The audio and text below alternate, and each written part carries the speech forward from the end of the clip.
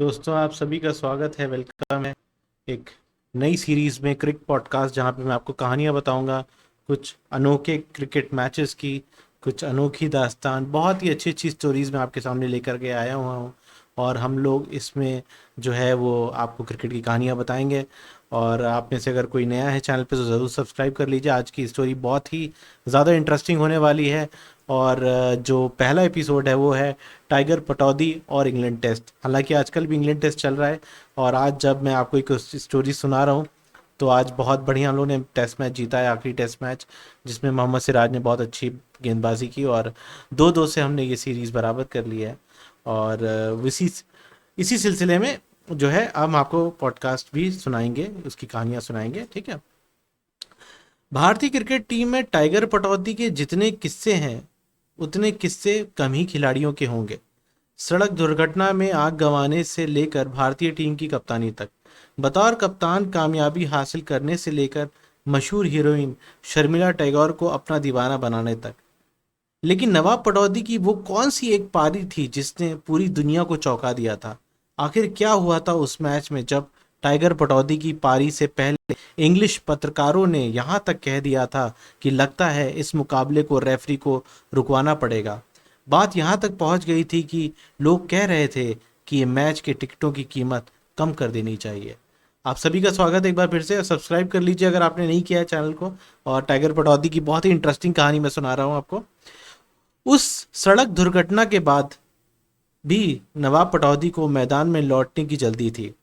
दाहिनी आंख में ऑपरेशन के बाद जैसे ही वो थोड़ा ठीक हुए फौरन मैदान में पहुंचे। जैसे ही बल्लेबाजी करने उतरे तो उन्हें झटका लगा। गेंदबाज के हाथ से निकलने के बाद उन्हें एक नहीं, दो गेंद दिखाई दे रही थी, वो भी लगभग 6 से 7 इंच के फासले पे। मतलब जो दो गेंद वो देख रहे थे उसमें दो 6 से 7 इंच का फासला था।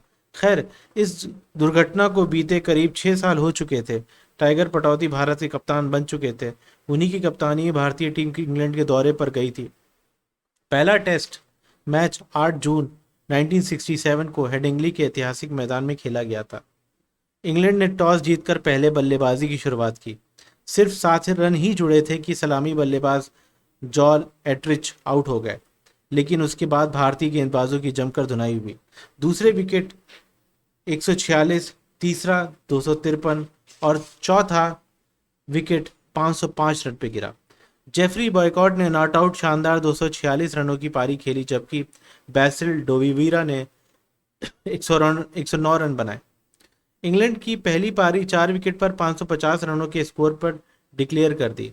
भारत के खिलाफ इतना बड़ा स्कोर पहले भी बना था, इसलिए दूसरे दिन अब भारतीय टीम बल्लेबाजी करने उतरी तो हालात सामान्य थे। हालात तब असामान्य हुआ होना शुरू हुए जब भारतीय बल्लेबाजों ने इंग्लैंड के गेंदबाजों के खिलाफ घुटना टेक दिए। दूसरे दिन का खेल खत्म होने तक भारतीय टीम का स्कोर महज 86 रन और उसके 6 बल्लेबाज पवेलियन लौट चुके थे। 46 रनों में भी 42 रन अकेले फारूक इंजीनियर के थे। इसके बाद आरसी सक्सेना, अजीत वाडेकर, हनुमंत सिंह और चंदू बोर्डे दहाई का आंकड़ा तक भी नहीं पहुंच पाए थे। अगले दिन के अखबार भारतीय टीम के हास्यास्पद टिप्पणियों से भरे पड़े थे। एक पत्रकार ने लिखा कि ऐसा लग रहा है कि जैसे मुक्केबाजी की हैवी वेट कैटेगरी के सामने कोई लाइट वेट कैटेगरी का मुक्केबाज आ गया है और बाद अब रेफरी को मुकाबला बंद कराना पड़ेगा। एक और दिलचस्प टिप्पणी ये भी थी कि इतने एक तरफा मैच को देखने के लिए कौन टिकटों पर पैसा खर्च करेगा, इसलिए दर्शकों को आधा पैसा वापस कर देना चाहिए। खैर, इन सारी बातों से नाराज टाइगर पटौदी ने उस रोज भारतीय टीम की जमकर क्लास लगाई थी।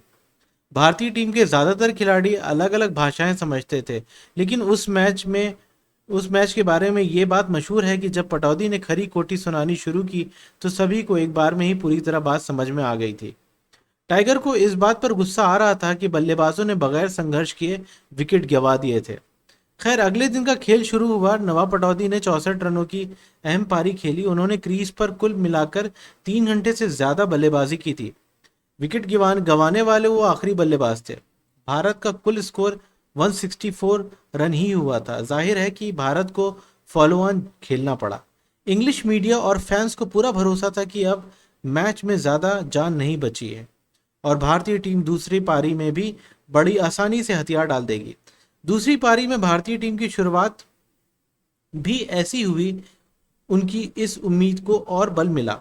सिर्फ 5 रन के स्कोर पर भारत का पहला विकेट गिर गया, लेकिन पिछले दिन कप्तान की बात हर बल्लेबाज के दिमाग में थी। फारूक इंजीनियर और अजीत वाडेकर ने संभल कर बल्लेबाजी शुरू की। तीसरे दिन का खेल खत्म हुआ तो भारतीय टीम ने सिर्फ 2 विकेट गंवा कर 198 रन यानी 198 रन बना लिए थे। इसमें 87 रन फारूक इंजीनियर के थे। अगला दिन आराम का दिन था। इस शानदार संघर्ष के बाद भी इंग्लिश पत्रकारों ने होटल से चेकआउट कर लिया, क्योंकि उन्हें इस बात की उम्मीद ना के बराबर थी कि यह टेस्ट मैच चौथे दिन पहुंचेगा। आराम के बाद टेस्ट मैच के चौथे दिन अजीत वाडेकर और चंदू बोर्डे जल्दी आउट हो गए। करीब 12:30 बजे का वक्त था जब अपनी कैप और पूरी बाह के स्वेटर में टाइगर पटौदी बल्लेबाजी करने उतरे। पिछली पारी में उनके अर्धशतक के बाद उनका आत्मविश्वास जबरदस्त था।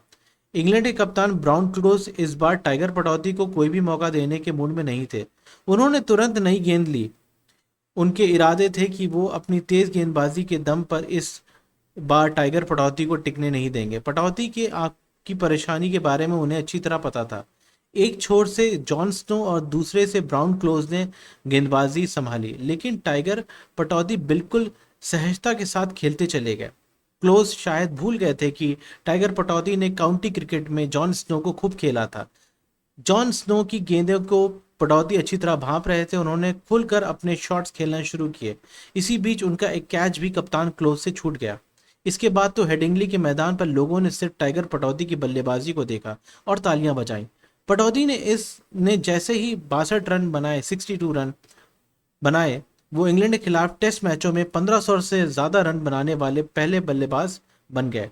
कहा जाता है कि अपनी पारी के दौरान पटौदी की फिक्र सिर्फ ये थी कि इतने रन बनाए जाएं कि इंग्लैंड को दोबारा बल्लेबाजी के लिए उतरना पड़े। ये एक किस्म की मनोवैज्ञानिक लड़ाई थी। जल्द ही पटौदी ने अपने शतक को पूरा किया। इंग्लैंड के खिलाफ ये उनका छठा टेस्ट शतक था। चौथे दिन का खेल खत्म हुआ तो भारतीय टीम का कुल स्कोर 475 रन था। भारतीय टीम इंग्लैंड की बढ़त को खत्म कर चुकी थी। अब इंग्लैंड के सामने 89 रनों की बढ़त थी। वो मंगलवार का दिन था, यानी टेस्ट मैच का आखिरी दिन। उस रोज भी टाइगर पटौदी ने बल्लेबाजी की। आखिर में वो 148 रन बनाकर आउट हुए। इंग्लैंड के सामने अब जीत के लिए 125 रनों का लक्ष्य था। इंग्लैंड की टीम जो पारी की बड़ी जीत का सपना पाले हुए थी, वो दोबारा मैदान पे बल्लेबाजी करने के लिए उतरना पड़ा। न सिर्फ उतरना पड़ा, बल्कि चंद्रशेखर ने इंग्लैंड के टॉप ऑर्डर को सफाया भी कर दिया। इंग्लैंड ने टीम 125 रनों का लक्ष्य हासिल करने के लिए 4 विकेट गंवाने पड़े। इंग्लैंड जीता, लेकिन ये जीत टाइगर पटौदी की थी। अगले दिन इंग्लिश अखबारों में सुर्खियां थी, अब लॉर्ड्स की तैयारी की जाए। मुझे इस बात का यकीन है कि आपको ये स्टोरी अच्छी लगी होगी, कहानी अच्छी लगी होगी। अगर अच्छी लगी होगी तो ज़रूर लाइक करिए, कमेंट करिए और मेरी इस शुरुआत में अपनी हौसला अफजाई करके चैनल को सब्सक्राइब करिए। नेक्स्ट स्टोरी भी बहुत इंटरेस्टिंग होने वाली है।